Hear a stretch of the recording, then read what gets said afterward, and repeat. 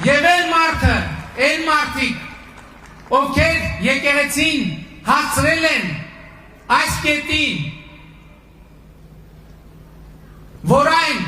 հնարավորություն լինի ոմանց մտքով անցնել, որ կարելի է օգտագործել որպես հենակետ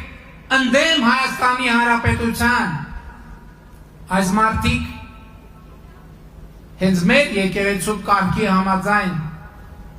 հերձված են դարձել։ Ես ուզում եմ ասել, որ ցավոք այսօր եկեղեցու փաստացի պետը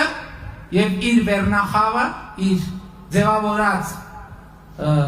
նեղ շրջապատը ըստ էության մենք պետք է արձանագրենք, որ աղանդավորական տրամաբանության մեջ են, հերձվածի մեջ են։ Սա նշանակում է, որ մենք մեր եկեղեցին, Հայաստանյաց առաքելական Սուրբ եկեղեցին պետք է ազատենք հերձվածից։ Մենք եկեղեցին պետք է